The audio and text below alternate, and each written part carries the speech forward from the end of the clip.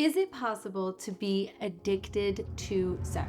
It's a sex addiction, yeah. Well, from coaches and therapists to professional sexual health researchers, there doesn't seem to be a single consensus on whether or not it is entirely possible for someone to get addicted to sex in the same way that someone can get addicted to, say, pain pills or cigarettes. Sex doesn't work in exactly the same way, and yet it does give us a dopamine rush. It gives us a sense of pleasure, and for those people who are pleasure seekers or addiction prone, certainly they can become a little bit reliant on sex. They can have an unhealthy relationship with sex. They can get to a place where they think about sex all the time, or sex is the only thing that they find to be a rewarding thing to do or to seek in life. A significant portion of their day or their finances or their social life can be directed to getting sex or sex and love, right? In the case of those folks who are also seeking validation and attention from others, often the opposite sex, sometimes the same sex. When I think about this question as a sex and relationship coach and someone who's been working with men in particular for the last 7-8 years, I think about sex addiction as a useful framework for understanding our relationship to sex. Ultimately, it doesn't matter if you are addicted or not. It matters how you feel. It matters that you have a relationship with sex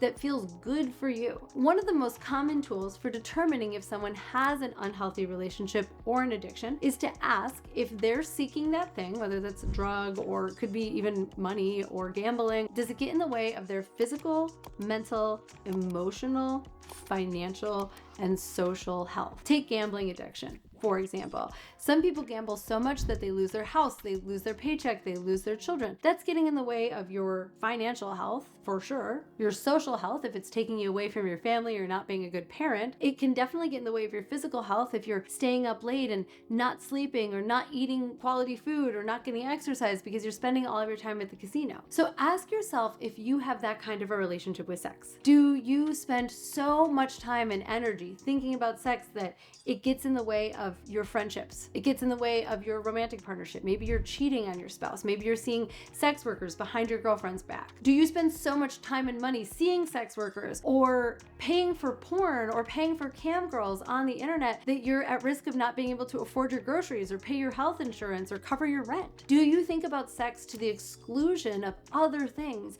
that you know would also bring you satisfaction in your life? Does it take up so much of your mental capacity that you can't think about your work? You can't think about your family. You don't even want to maybe play video games or do the things that used to make you happy. Instead, all you can think about is sex. Or emotionally, are you so distressed? Do you feel distraught, anxious, worried, concerned, depressed about sex, when you're going to have sex next, how you're going to get sex next, or how you're going to get even attention from a potential sexual partner that could lead to sex? If so, then you have a problem. You have an issue on your hands. Good news, there are professionals who can help you with this. I highly recommend in this instance that you seek a therapist. I'm a sex coach, and certainly I would love to work with you and support you or my team. But in this instance, when it comes to something that's like really a mental health issue, you're best served to see a highly qualified, highly skilled and competent, professional, certified, licensed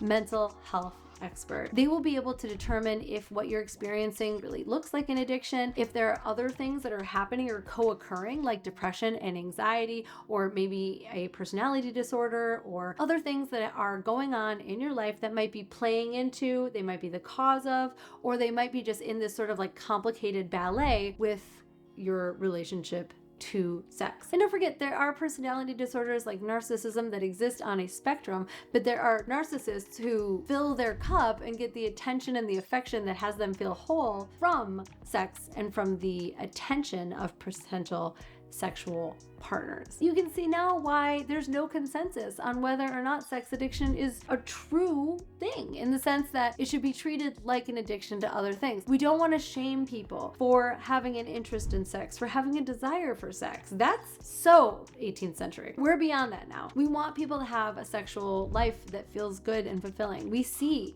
that having an erotic life is part of what makes people feel whole. I want you to have access to a life that includes sex in a way that feels rich, rewarding, manageable, and healthy for you. Please take a second and subscribe to this channel for for more sex and relationship advice, for directions, and hopefully support on how you can restore sex to a healthy, manageable place in your life so that you can enjoy life to the fullest. I'm Caitlin B. I will see you here next week.